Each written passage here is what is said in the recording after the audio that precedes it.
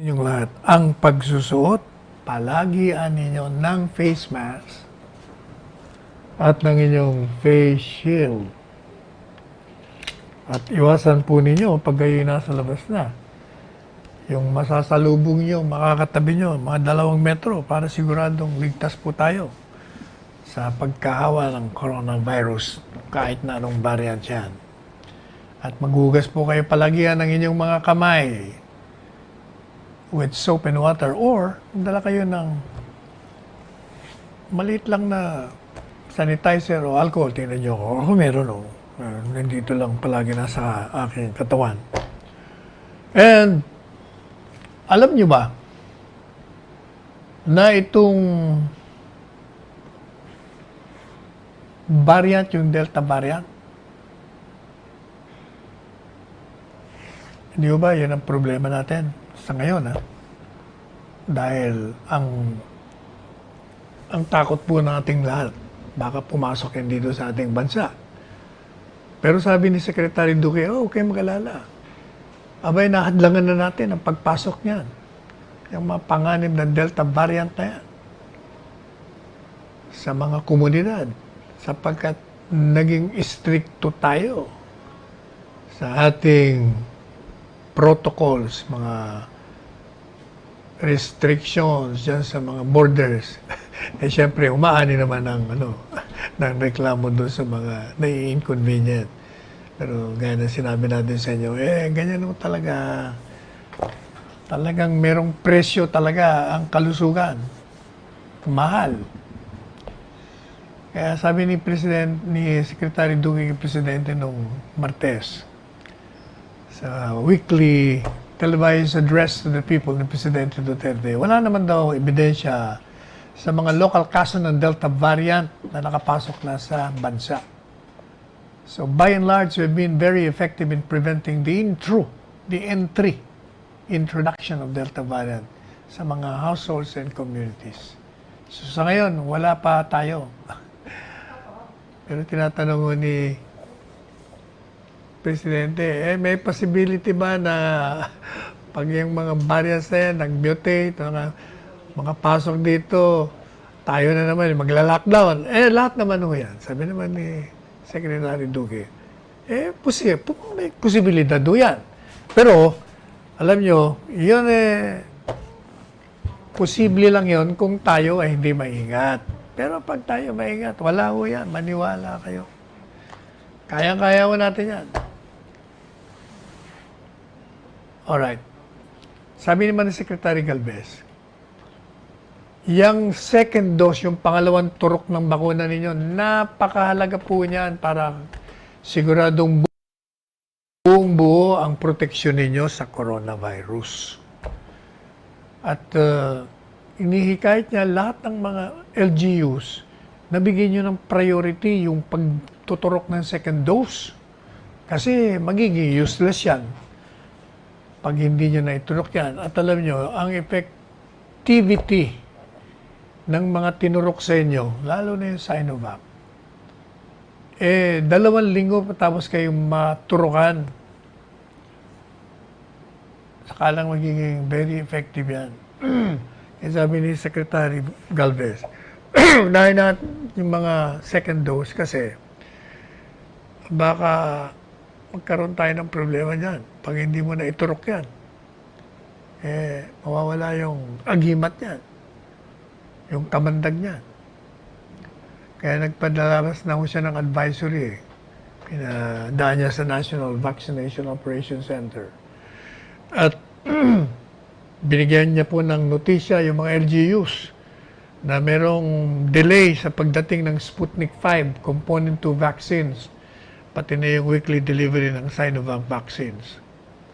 Kaya pinaalam sa lahat ng mga nagpapatupad na units, lalong-lalo na yung National Capital Region plus 8, dyan sa Metro Cebu, sa Metro Davao, sa Bulacan, sa Batangas, Cavite, Laguna, Pampanga at Rizal, na kung maaari, mag-focus muna kayo dun sa pagbabakuna na dun sa mga taong nakatanggap nung unang shot ng Sinovac hanggang makarating uli itong brand na ito.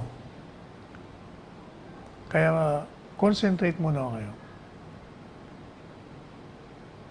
Para meron ho silang full protection. Kasi nakakakita raw po si Secretary Galvez ng disparity sa National Vaccination Report kung saan daw yung 11 million na na-administer o na turok, 2.8 lamang yung fully vaccinated. So mga 7 million yung nabakunahan na, pero yung pangalawa hindi pa. Kaya dapat tugunan po natin itong nakikita nating mabagal na pagtuturok ng pangalawa. Yung iba naman kasi, hindi bumabalik. Nakakalimutan. Kailangan siguro, ang suggestion ko dyan sa mga barangay kapitan, meron din kayong listahan ng mga nagpaturok at meron din kayong listahan ng mga petsa kung kailan sila kailangan bumalik. At kayo'y magbigay ng isang system kung saan mapapaalala nyo sila. Para kung nakalimutan, maalala. Yung mga ayaw, malaman natin kung bakit at mapaliwanagan. At itong lahat na ito ay para sa kalusugan nyo, para sa kaligtasan nyo. Kaya tayo na magpabakuna. Hindi po ba? Sabi ko ni FDA Director General Eric Domingo, pinaalala niya po yung publiko na yung maximum protection laban sa COVID-19 nagkakabirtud lang yan. Giging epektibo lang yun. 2 linggo matapos kayong makaturokan ng pangalawang bakuna. Kaya gaya naman napakalaga ng second dosage. Buti ko tayo, tapos na dyan. Yung atin, mga baka pangatlo na, booster na tawag nila doon. Yun naman nung may mga bakuna, ulitin natin ha. Pag kayo tinamaan, hindi kayo ma-hospital. Hindi rin kayo mamamatay. Karoon lang kayo sakit ng ulo, sipon, parang trangkaso. Kaya talagang magpabakuna na ho tayo. Bakuna rito, bakuna doon. Yan ang slogan. Yan ang cry of the moment. Vaccine. Let's have ourselves vaccinated. At between the time na kayo tinurukan ng una at dun sa pangalawa, kailangan stricto kayo sa sarili nyo na magsuot kayo ng face mask at saka yung pong face shield ninyo. Gayahin nyo si Mayor Dino Chua ng Noveleta. Nagsusuot ng face mask at ng face shield. Kahit na malate siya sa kanyang appointment, kadalasan. Dahil nga, naghahanap siya ng mga face mask, face shield para meron siyang pananggalang. Mamaya, tatawagan natin, papaalalahan na natin. Anyway, talagang sabi nga ni Dr. Eric, kailangan ho talaga, huwag ho kayong magsawa sa paggamit at saka sa mga paalala po namin. Sa totoo lang, nagsasawa na ako tayong paulit-ulit ng paalala sa inyo. 1 taon na tayong ganito Sabi nga ni Presidente Duterte, nagsawa na siguro sa pakikinig sa atin doon sa kumain kayo ng gulay, kumain kayo ng mga masustansyang pagkain, uminom ng maraming tubig. Siguro, naririndi na si Presidente sa atin. Sabi niya, Sal, pwede ba huwag mo na sabihin yun? O kaya, sinortcut na natin. Magpalakas na kayo ng inyong katawan nyo. Siguro naman, paulit-ulit Alam nyo na yun. Anyway. So, sabi ni Dr. Domingo, pag kayo may bakuna na at tinamaan kayo, siguro sakit ng ulo lang ang nararamdaman nyo, o baka may konti lagnat, o masakit yung arm nyo, o yung bisig nyo. bihirang-bihira ho yung meron ka ng bakuna. Hindi lang bihirang-bihira. Wala nga ako naririnig eh. Sige, ituro nyo sa akin kung meron nagpabakunang namatay. Wala. Mamamatay kayo pag wala kayong bakuna. Anyway, meron pa. Alam nyo, ito pong mga private firms na pinapayagang bumili ng bakuna. Abay, wag niyong sisingilin yung mga empleyado niyo, ha? Sapagkat pwede naman kayong humingi ng reimbursement sa pamahalaan. Kung baga, cost sharing tayo. Sagutin natin yung ginastos mo para makakuha ng bakuna para iturok mo sa mga empleyado mo. Kailangan, huwag kayong magdadagdag, ha? Kung ano lang yung presyo ng bakuna, yun lang i-reimburse nyo. Marami yung mga pribadong kumpanya na talagang humihingi ng bakuna kaya sumasama sa gobyerno para bumili. Marami tayong alam, ang kakaibigan natin may mga companies, gano'n. I remember, pati nga yata si Joey Concepcion, namili rin. Pero parang hindi pa dumating. Kung dumating nga. Anyway, yung po daw inflation natin, dahil sa intervention para ma-stabilize ang commodity prices, mukhang nag-take effect na. Sapagkat yung inflation daw natin nag-decelerated na. Mula pa ng Hunyo ngayong taon. Ayan ang sabi ng NEDA, National Economic and Development Authority. Sabi ho ng Philippine Statistics Authority, yung headline inflation rate bumaba sa 4.1%, bringing year-to-date inflation still at 4.4%. At ito daw dumating matapos ang 3 buwan ng steady 4.5% inflation rate mula Marso hanggang Mayo 2021. At ito rin po ang lowest, pinakamababang inflation rate na na-record mula noong Disyembre 2020. Ito, alam nyo, itong mga patakaran, mga sinagawa ng mga economic managers natin, halimbawa, yung pagdagdag ng food supply, yun ay nakapababa ng inflation. Kaya ang ating pamahalaan ay patuloy pong tutugunan ang mga constraints, pati na yung problema natin sa paggalaw ng mga goods, kasama na siyempre yung mga quarantine restrictions natin upang magkaroon naman ng access yung bawat pamilya dun sa pagkain at yung affordable na pagkain. Yan po ang sabi ni Secretary Carl Kendrick Chua. Yun daw pong month-on-month meat inflation bumababa rin at 0.3% from 0.1%. At ito daw pong pag-decline ng meat inflation, mukhang ito ay resulta ng positive effects ng Executive Order 133 and 134. At lalong papababain daw nito ang presyo ng karne sa susunod na kalahating taon. Meanwhile, si Secretary Tugadi naman ng Department of Transportation binibida naman sa atin na yung, dati-dati ho ba, nagka-problema tayo dyan sa driver's license. Hindi ba, papel lang binigay sa atin noon. Ako, ilang taon yata tayo, papel lang. Ngayon, hindi na, card na. Kaya lang, ito naman, ewan ko, Secretary Arta, kasi nung binigay sa akin yung driver's license kung bago, sabi ko, bakit parang mas pangit ito kaysa mas maganda yung dati? Hindi maganda yung, I don't know kung nag-menus tayo o binarat tayo nung naggagawa nito. Pero mas maganda yung dati.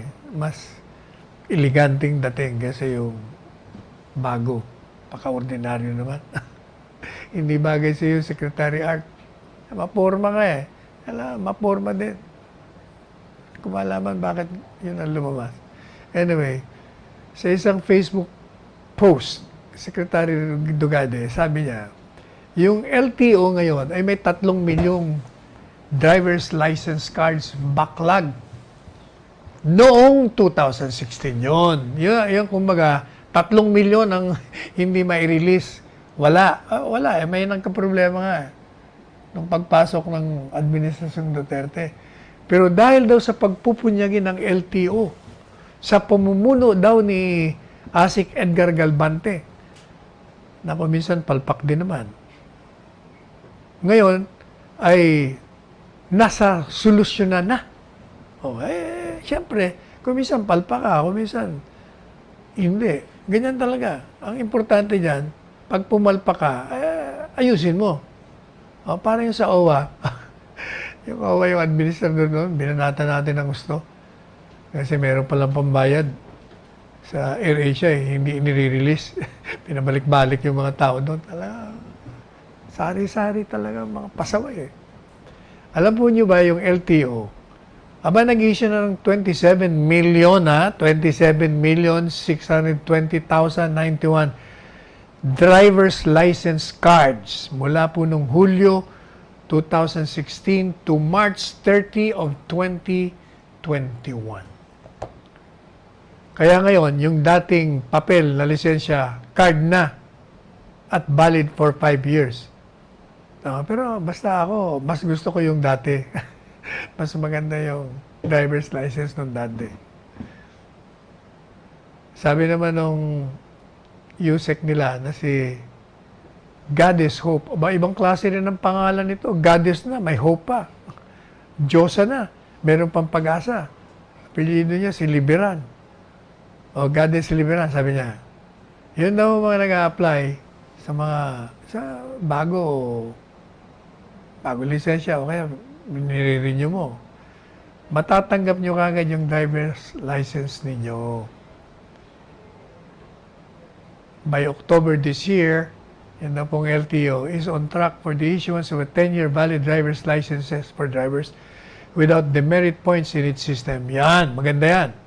10 taon para hindi na tayo pabalik-balik. 10 taon yung buhay ng isang driver's license. Ano ba itong nababasa nating National Academy of Sports searching for potential students? Alam niyo yung National Academy of Sports, naghahanap po ng mga magagaling, mga talented na mga estudyante na sports geared, kumbaga mahilig sa sports. Yun ang papag-aralin nila.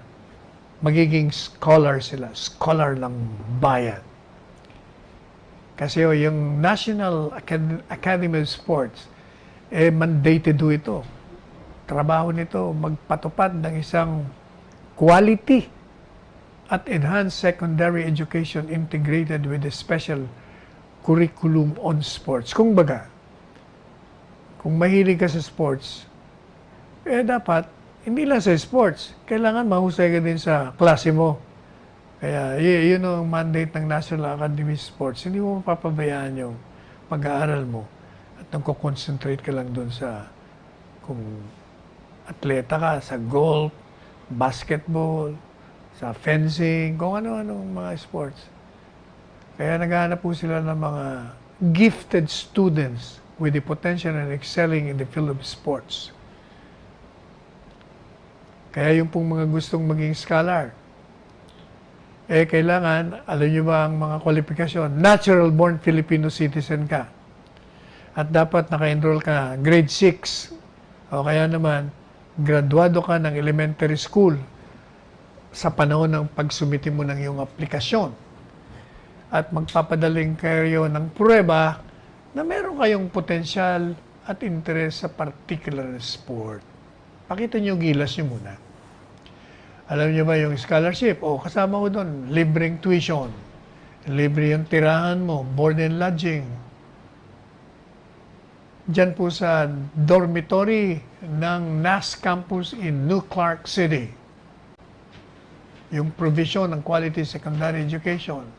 Pati na po yung access sa specialized sports training. Pagkakataon din na katawanin mo ang bansa sa mga international na kompetisyon. Pati na yung exchange programs, palitan ng mga estudyante sa iba't ibang bansa. Ay, syempre, meron din kayong allowance, monthly stipend. O, tandaan nyo, yung deadline ng submission ng aplikasyon is July 16, 2021. Teka nga muna, pahinga muna tayo ng ilang sandali bago tayo magpatuloy.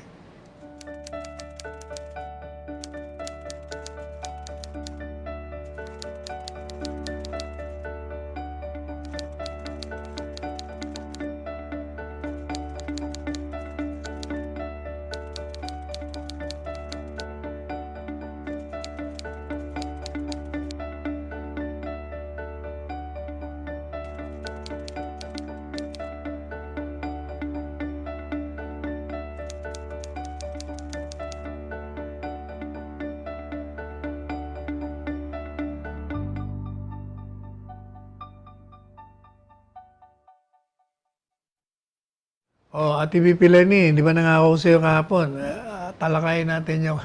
Kasi pinagmamalaki mo parang nabasa ko yun na, kami, okay kami sa COA. Okay yung aming budget. Okay yung gastos namin. Pero meron din pala kayong mga deficiencies. Yan nga ba sinasabi natin? Don't crow kagad. Sabi ng COA, yung 2020 Annual Audit Report ng Office of the Vice President, meron ding mga observation silang nakita. May mga process gaps sa pag-handling, sa monitoring, yung sa resibo. O kulang yata kayo na resibo. Pati daw yung mga distribution ng mga donations in kind. Pati yung mga material donations from various donors in 2020 na nakalaan sa distribution sa publiko. Ang madalit sabi, na-obserban daw po nila ano yung mga kulang. Kulang kayo sa item description. Dapat i-describe nyo na yung mga natatanggap nyo mga donasyon. Yung unit, yung quantity, yung presyo ng several items. Hindi lang yan, sabi niya, nabiguring kayo na i-itemize nyo yung relief packs and the variances between the summary list of donations and the distribution. At meron daw, siyempre may listahan kayo ng mga donasyon, pero yung listahan nyo ng distribution, hindi tumatama. O, kita nyo na, may mga deficiency din pala kayo Kayo talaga, masyado kayong pinagmalaki nyo kagad kasi. Yan nga ba sinasabi natin, Ate VP Lenny? Before you open your lips, better be sure your facts are right. Otherwise, talagang may problema kagaya niya, no? The day after na pinagmalaki mo, meron na kagad report na, oops, excuse me, marami ka rin deficiencies. Hindi ba? Ano pa?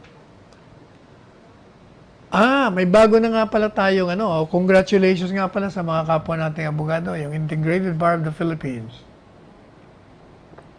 Nagkaroon po ng halalan, di nga tayo nasa yata tayo nun, Nueva Vizcaya. Merong bagong halalan at ito pong bagong halal na presidente ng IBP ay, sino na nga ba ito? Si Bert Estrada. Ito pala graduate ng Xavier University at Ateneo de Cagayan, dyan sa Cagayan de Oro City. Siya ho ang pumalit kay Domingo Egon Cayosa ng IBP. Nagtapos itong si Attorney Estrada ng kanyang law degree. Hindi naman sinabi kung kailan. But alam niyo pala, ito dato ng Bukidnon, Tagaluanan tribe. Paglaban mo yung mga indigenous people. Bigyan mo ng libre. Libre mga abogado lahat yan. Kaya sabi naman ni Chief Justice Sismundo, kayo mga abogado Kayo, conduct yourselves with honesty and integrity. Maging matapat kayo. Kailangan may integridad kayo. Kung ano napag-aralan nyo sa College of Law, gawin nyo. Regardless kung sinong makaharap nyo, sino maging kliyente nyo, sinong karap nyong wes, basta kayo maging matino. Yan ang sabi ni Chief Justice. Pero inabot na ho tayo ng ating pagpapahinga. Maya-maya, tuloy ho natin. Pahinga muna tayo. Kailangan tayo, may asa kasuin lang tayo. We'll get back to you just a few minutes.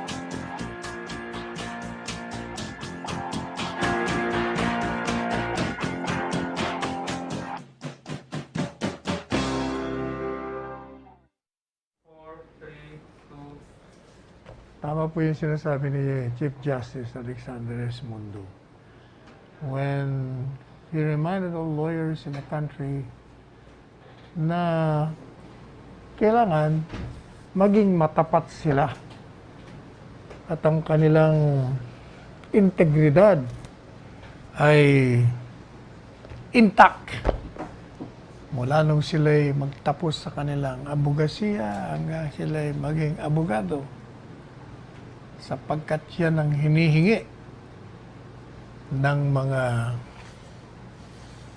hindi lang membro ng lipunan, kundi ng judiciary, pati na yung kanilang mga kasamahan sa profesyon. At nungang nakaraang Martes, may 6 ng Hulyo, karoon po ng oath-taking yung mga bagong miyembro ng at opisyal ng Board of Governors ng IPP dyan sa Session Hall ng Korte Suprema. At sa kanyang talumpati, sinabi po ni Chief Justice Mundo na yung paghingi ng honesty and integrity dun sa mga miyembro ng huridikatura, kalahati lamang yun sa solusyon ng suliranin pagdating sa administration of justice o sa pagbibigay ng katarungan sa lahat ng mamamayan na nagkakaroon ng paglabag sa kanilang mga karapatan. Sabi niya, kailangan yung mga abogado din, kahalintulad ng mga hukom, dapat sila'y honest din at may integrity. Matapat din sila. At pinabati natin yung mga bagong miyembro ng at gobernador ng Integrated Bar of the Philippines.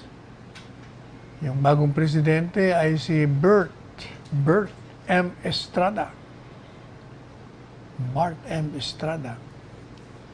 At yung Executive Vice President Governor for Eastern Visayas, Antonio C. Pido. Ibig sabihin, itong si, brad natin to sa Sigmora. Itong si Tony Pido ang magiging susunod na presidente ng IBP after 2 years. And then yung Governor for Northern Luzon, Lucky M. Damasen. Governor for Central Luzon, Peter Paul Maglalang. Governor for Greater Manila, Marcelino Michael. At ay Atanante II. At yung Governor for Southern Luzon, Jeron Lopez. Governor for Bicolandia, Jose ay Atibagos. Governor for Western Visayas, Vicente Pascual de Asis. At Governor for Eastern Mindanao, Daniel Campoamor. Camp na. Meron pang amor. Governor for Western Mindanao, Alena Gali H. Paleleo Hiyabes. Ang haba naman ng pangalan mo, Alena. So, congratulations sa inyo. Huwag na kayong sumama sa politika kasi kadalasan yung IBP, depende sa kung sinong presidente, namumuliti ka din. Kailangan kayo, puro lang kayo, yung pinaglalaban nyo, yung tama. Huwag na kayong humalo sa mga politiko. At saka, pag nagbibigay kayo ng opinion, yung nasa ayos naman. Kasi yung mga nakaraan yung presidente, may kahalong politika eh. Dinadagdagan nila. Kung kakampi nila yung presidente o kaaway nila ang presidente, hindi nila gusto. Yung opinion nila, ay dala pa naman yung IBP. Nagkakaroon ng kulay. Hindi maganda yan. Kaya, Bert Estrada, pakita mo sa kanila, you are made of a different mold. Anyway, congratulations sa inyong lahat. Samantala, ito pong si Secretary Bello,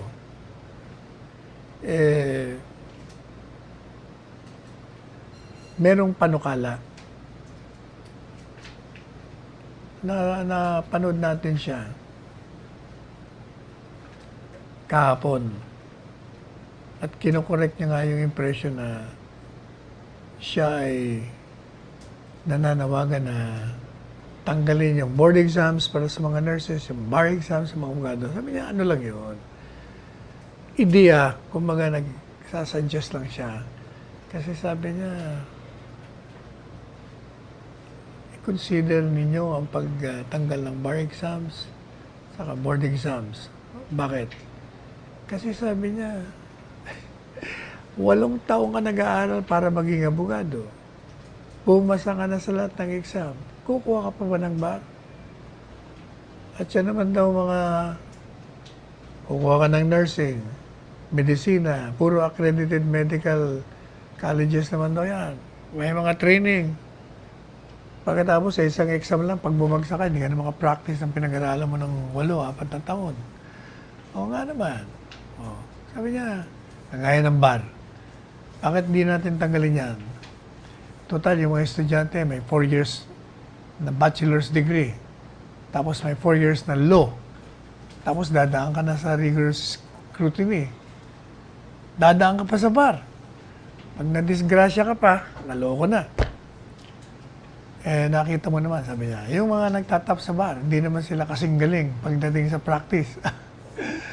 Hindi naman sa minimenos ko sila, sabi niya.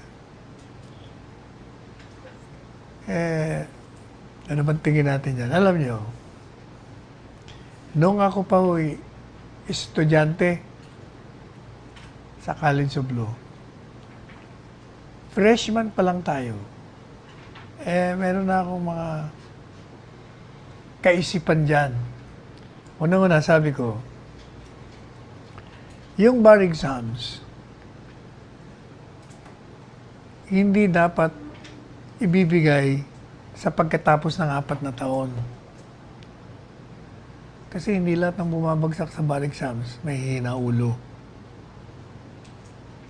Sapagkat maraming reason. Kung minsan hindi preparado, o minsan may problema, minsan nagkasakit. Iba-iba. At hindi yan ang sukatan ng pagkamagaling na abogado. Tama si Secretary Bello doon. Tingnan niyo si Don Claro M. Recto, bumagsak sa bar. Nung kumuha uli, nag-top naman siya. Kumbaga, maraming ganyan. Ako naman, iba naman nung nasa kaisipan ko dyan. Ang sabi ko, kung gusto nyong ma-weed out yung mga hindi, para kumunti na lang kasi marami nga naman bumabagsak. Ang pumapasay baka 20-30% o 14% pa nga kumisan. Para hindi na kayo umabot doon, every year, meron kayo dapat na eksaminasyon sa lahat ng kumukuha ng law. Para pag hindi ka nakapasa ng examinasyon, kumbaga parang bar every year. At mas madali pang pasahan yun kasi konti pa yung subjects na kukunan nyo. At pag bumagsak ka pa doon, kukunti na nga yung subjects, ibig sabihin talaga hindi ka pwede mag-abogado. So every year, pag alima kapasa ka sa first bar exams for first year, okay ka na sa second year. Makapasa ka sa second year bar, okay ka na sa third year. Makapasa ka sa fourth year, okay na. Hindi ka na kailangan kumuha ng another bar exams. By that process, may eliminate mo na yun talagang hindi pwede. Kung baga, sinasalang mo na freshman year pa lang. Pagdating ng fourth year niyan, ay tapos na. Buto-buto. Magagaling na yan. Yan ang panukala ko dyan. Meron pa ako isang panukala. Freshman pa ako, first year pa lang ako. Ano yun? Yung tungulo sa appointment ng mga judiciary. Ewan ko kung ibida ko na sa inyo yan. Alam nyo, matagal na tayo sa practice. Nakikita, 30 years na.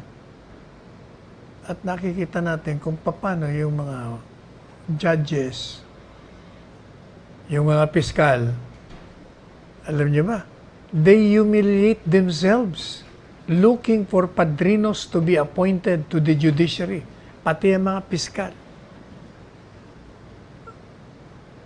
Mga nagpa-practice, magagaling, pero hindi sila ma-appoint kasi yung appointing process natin, hindi naman dahil ikay magaling o dahil may karanasan ka. Kadalasan, dahil meron kang padrino. Hindi po ba? Ang katotohanan dyan.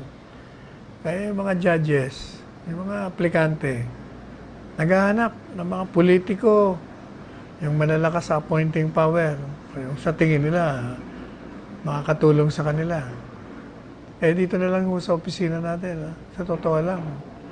I don't feel comfortable entertaining people coming to my office and seeking my endorsement. Sapagkat parang naaawa ako sa kanila. They're humiliating themselves by coming here. Kasi, ba't kailangan mo pang gumanon kung talagang qualified ka naman? Kaya ang panukala ko ganito. Kailangan, yung mga gustong maging judges, kumuha sila, merong National Written and Oral Examination.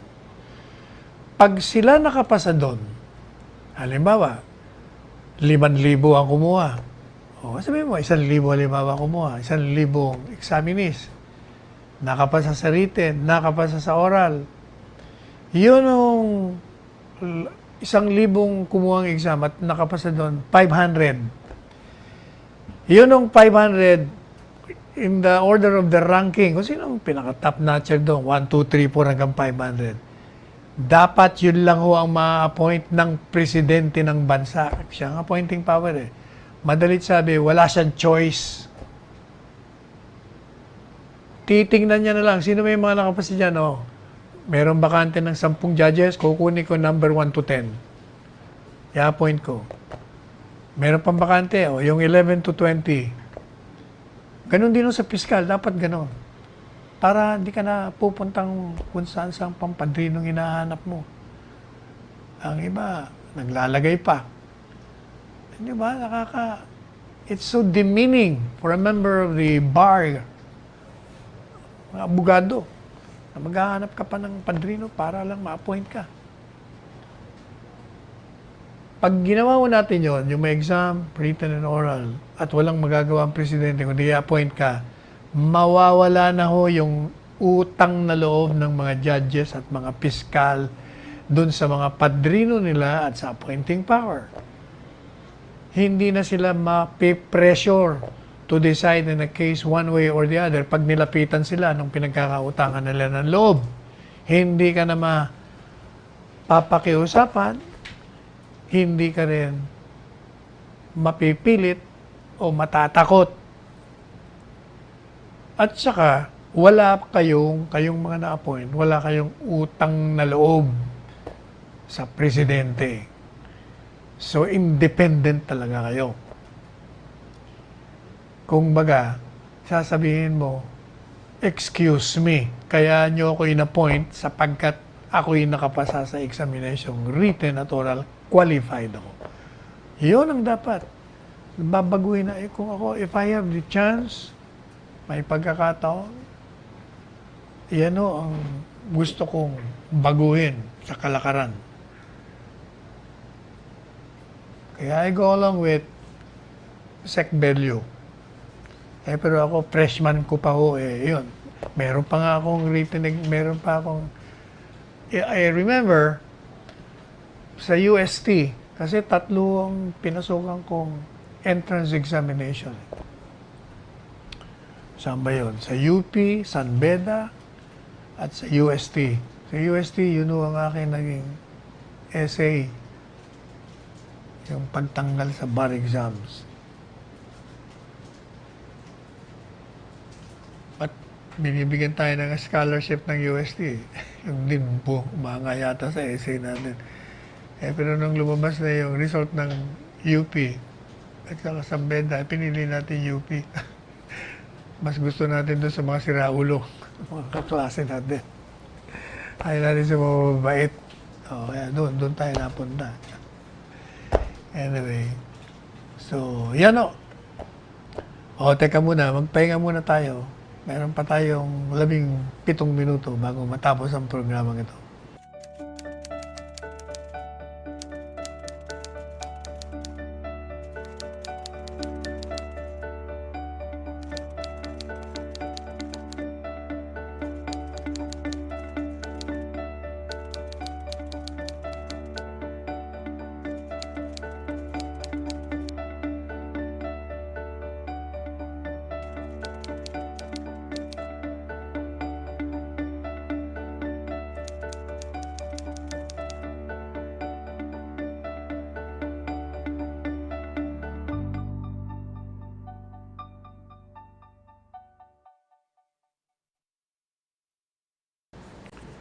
Alright. Puntahan naman po natin yung mga oligarko, yung mga may hawak ng kapangyarihang pang-ekonomiya dito sa ating bansa. Alam nyo, nangingilag sila kay Presidente. Ibang klaseng Presidente ito si Rodrigo Roa Duterte natin. Sapagkat talagang pinababagsak niya yung mga oligarchs, yung mga ubod ng yaman. Wala, hindi naman masama na yung yumaman ka. Pero pag yumaman ka, sa pamamagitan ng mga maniobra, naglalagay ka, dahil malakas ka sa administrasyon, nakakuha ka ng mga kontrata, mga franchises, ibang usapan yun. Mabuting-mabuti kung pag nakakuha ka na ng franchise, maayos ang takbo ng iyong company. Ang problema, hindi.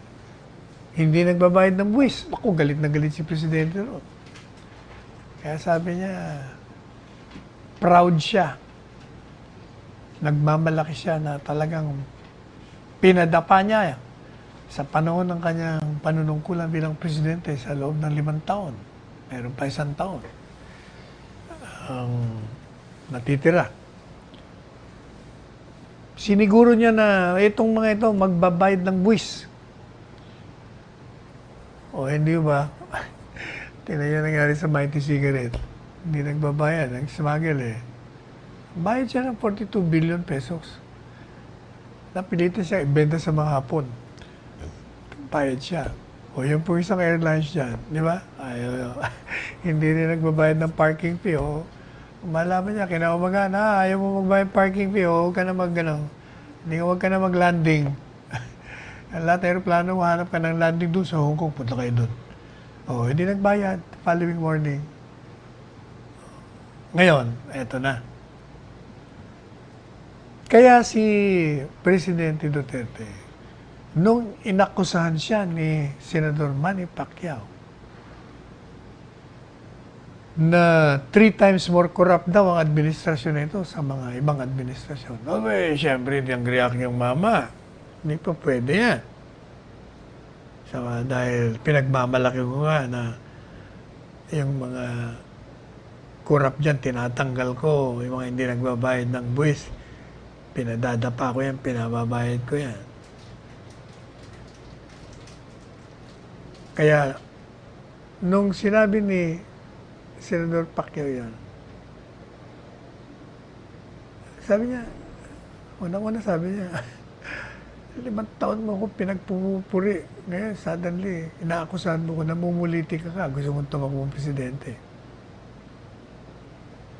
Bakit tapos, ngalanan mo kung gusto mo. Ginalanan niya, kaya lang, meron naman siya sinasabi na, kailangan imbestigahan yung DOH. Baka may korupsyon dyan. O akala ko ba may korupsyon? Bakit ngayon iniimbestigahan mo pa? Kung merong korupsyon niyang anumang ahensya ng gobyerno, dapat idinimanda mo na. Yan ang trabaho mo. O inirefer mo para maidimanda. O hindi po ba? O yan ang problema sa iyo eh. Kaya ikaw, Senador Manny, makinig ka. Di ba sabi ko sa iyo, pag meron kang ebidensya, tutulungan pa kita mag-file ng kaso.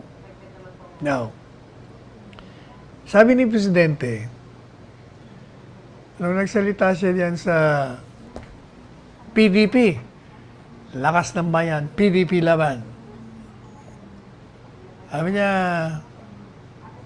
ikaw, Pacquiao, ang pagkakalam ko, meron kang, magkano yun? 2.2 billion na hindi ka nagbabayad ng buwis mo doon sa mga laban mo.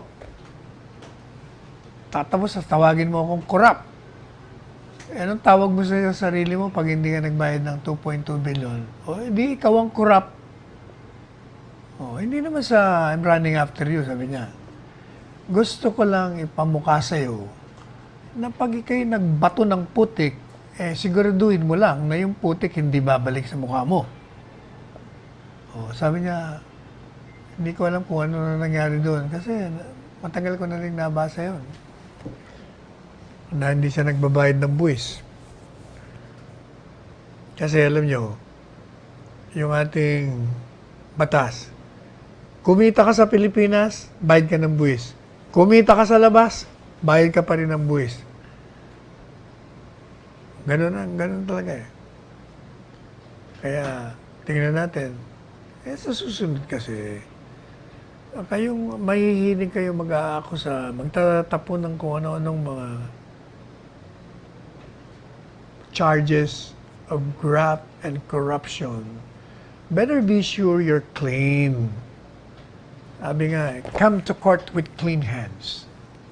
Kasi, pag nabalikan ka, malaking problema. Kaya hindi ba si Presidente, yun ang reason kung bakit ayaw niyang pakialaman yung mga secretaries ng kanyang mga departamento. Kung anong gusto mong gawin dyan sa departamento mo, gawin mo. Ikaw ang bossing dyan. Hindi kita pakikialaman. Yung budget mo, bahala ka dyan. May budget ka dyan. Bahala ka mag-hire ng mga gusto mong i-hire na confidential employees mo dyan. Wala, hindi ako makikialam sa'yo. Puwera na lang. Oh, ito ang puwera. Sabi ni President, puwera na lang. Kung may corruption ka, ay hindi po pwede sa akin yun. Tatanggalin kita. Kaya niya naman ginawa yun, na hindi siya nakikialam. Kasi, pag may mga transaksyon niya, may mga kontrata, hindi na darating sa kanya, wala siyang link, wala siyang ugnayan. Pag pumutok yung mga transaksyon dyan sa loob ng isang departamento, malinis siya. Kaya pwede niya sipain. Kaya malakas ang loob ni Presidente na magbigay ng akusasyon pagdating sa korupsyon. Kasi wala eh, malinis nga siya eh. Oh, pero, hindi, ibang usapan naman yung boxing. Pag boxing, okay lang. Tayo bilang Pilipino, siyempre, kampi tayo, Manny. Kaya lang, di ba sabi natin, Manny, akala ko ba senador ka? Di ba trabaho mo sa Senado? Ba't ka pa nagtatrabaho dun sa pag-boxing ka pa? Kasi kailangan niya ko ng pera. Kailangan niya ng pera. Tatakbo ang presidente. Talagang desidido eh. Ito kasing mga abogado sa paligid niya. Yan ang balita natin. Abogado, pinaglululoko siya eh. Pinapaniwala siya na sa survey, nangunguna siya. Gumawa sila ng kanilang survey. Ayan, paniwala naman siya. Ay, nako. Ayaw ko ba ikaw mani talaga, oh. Pag legend ka na, hayaan mo na maging legend ka. Huwag ka na pumasok sa politika. Oh, ito naman si Trililing. Ayaw ko nang ngalanan to eh. Sabi ni Presidente, pag ikaw naging, ang lakas ng loob kasi itong tinutuko ko yung rebelde na dating senador na nakarinig lang ng putok ng stage ng coup, eh sumurrender ka agad. Pagkatapos, ang dami pang nawawalang mga gamit doon sa hotel kung saan sila pumirmi. Eh, tatakbo rin siyang presidente. Eh, sabi ni Presidente Duterte, patay. Sasabog tayo. Pag ito naging presidente. Eh, kasi, sabi niya, quote ko lang sabi niya, ito, stupido ito eh. Ito si Trilling. At meron tong illusions of grandeur. Alam nyo, hindi lang si Presidente nagsabi niya, ha? Yung mga kaklase niya, yan din ang sinasabi. Yung mga nandyan sa PMA, may illusions of grandeur. Alam bang illusions of grandeur? Ang tingin niya sa sarili niya, magaling. Ang tingin niya, siya ang pinakamagaling. Ang hilig pa mag-English nito, eh mali-mali naman ang grammar. Maria Josep. O, kaya, ay, nababanatan ka. At saka, napakasinungaling mo nito eh. Biro nyo, ang lakas daw ng loob ni Presidente na mag-cooperate kay lahat na ngayon siya pag nagkaroon ng investigation sa korupsyon. Samantala naman daw, ang dami raw alibay nung inakusahan niya na magkaroon na merong pera. Noon, 200 milyon na sinasabi niya eh. Biglang naging 2.2 billion ngayon eh. Sabi niya, parang pinalalabas niya ako kasi na hindi naglabas ng waiver ang presidente nung mayor pa siya para ipakita kung ano ang laman ng kanyang bank deposit. Eh, kasinungalingan yun dahil ako abogado ni Mayor Duterte at that time. At ako ang gumawa ng waiver. Pinapirmahan ko sa kanya. Kasi yun ang instruction niya. Sabi niya, kailangan, attorney. Ilabas natin yung kung anong pera ko niyan. Wala naman akong pera gano'n. 16,000 lang pala ang pera niya. Oh, yan ang katotohanan niya. Kaya puro kasinungalingan to. Ano pang kasinungalingan to? Lumika rin to ng istorya na pati si Bongo, kurap daw. Eh sabi nga ni Senador Christopher Bongo, eh ikaw nga ang makapalang mukha. Bakit?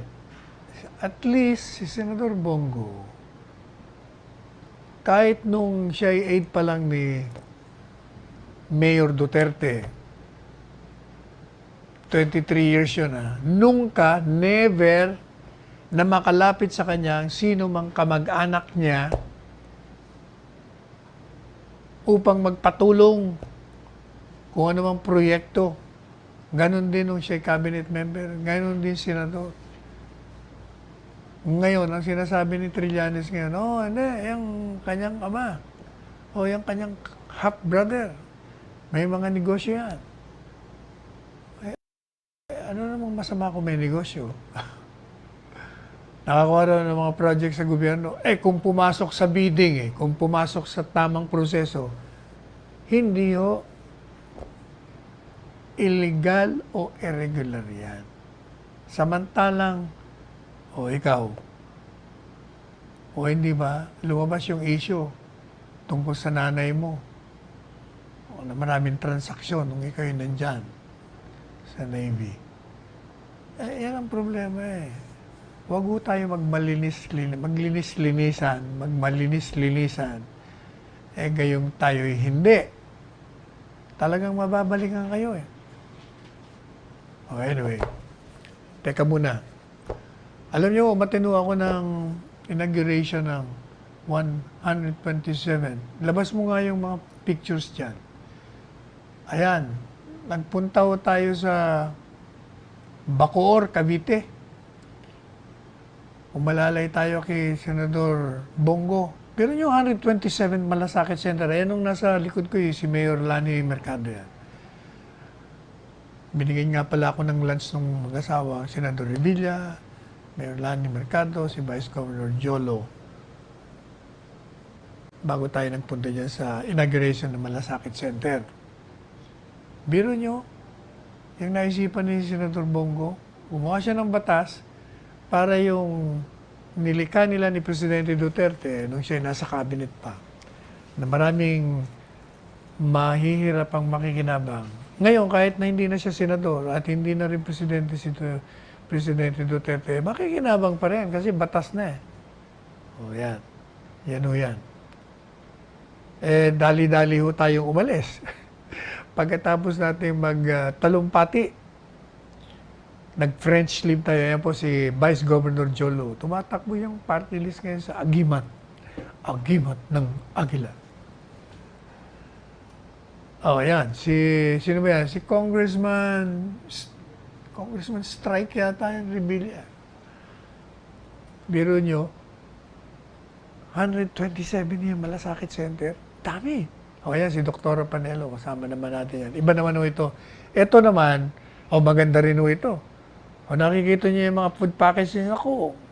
Galing yan kay galing ho yan kay Andrew Tan, kay William Gatchalian, kay Mayor Cesar Yambao, doon sa kaibigan nating negosyanteng si Francisco Barbie at Orly. Kasama na niya si Michael Tan. Marami tayong mga kaibigan na nagbibigay ng ayuda. Pero yung pag nakita niyong pula, ang karamihan dyan, yan, kay Andrew Tan yan. Dinalaan ho natin, ayan si Barangay Kapitan Oni Lianes ng Barangay Project 6. 300 pong mga heads of families na nakatira po dun sa eskwelahan. Ayan, tingnan nyo, nasa tent lang sila. Mga 115 families po yan.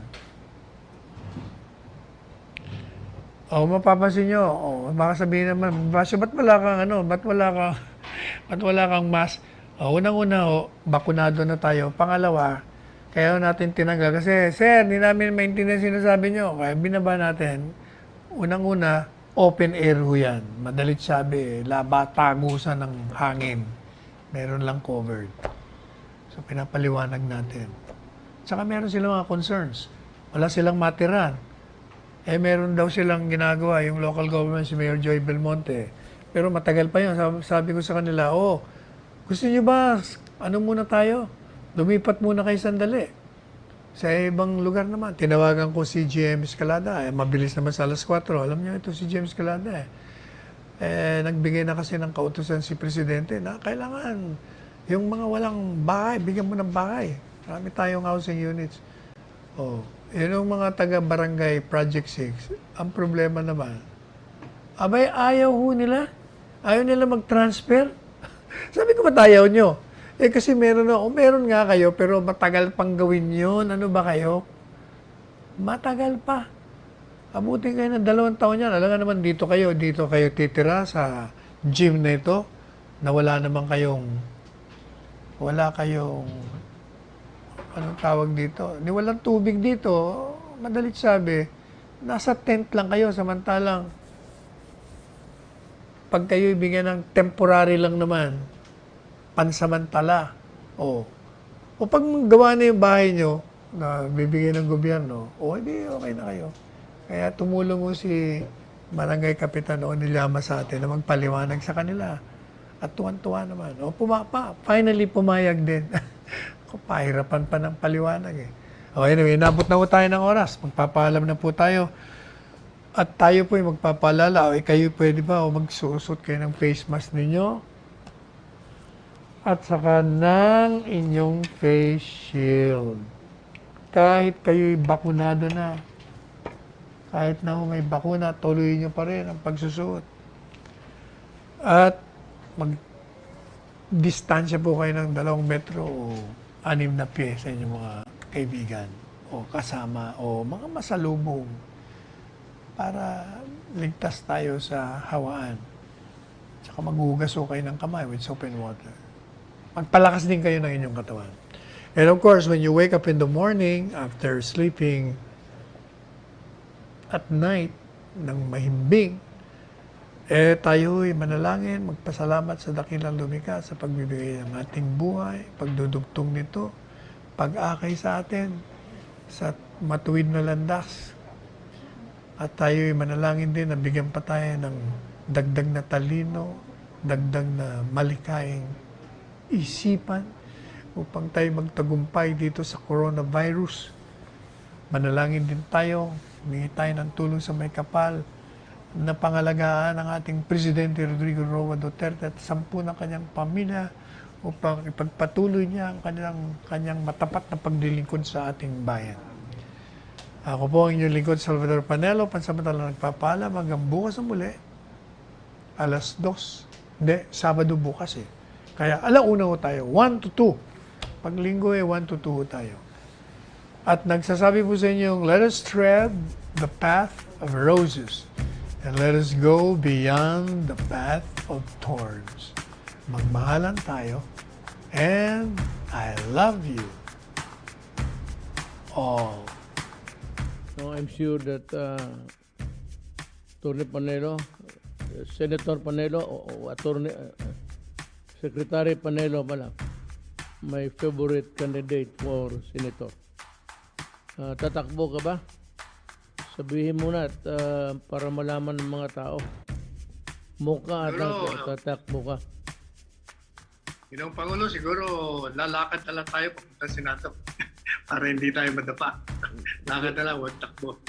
Alam mo, Sal, maraming tao na hindi nakakaintindi sa iyo. Pero pag nalaman nila gaano ka stricto, very strict sa disiplinado ka sa trabaho mo. At kung alam lang nila ang paano umaandar yung utak mo, bibilib ang Pilipino. Ako, bilib ako sa iyo. Bilib ako sa utak mo at I said I appreciate your itong ano mo, yung pagka-stricto mo sa trabaho. Everybody is almost on a tip-top pag yung binabasa na namin yung mga recommendations mo.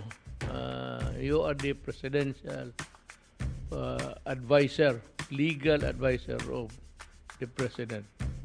At marami kang naibigay ng mga opinion na nagamit ko.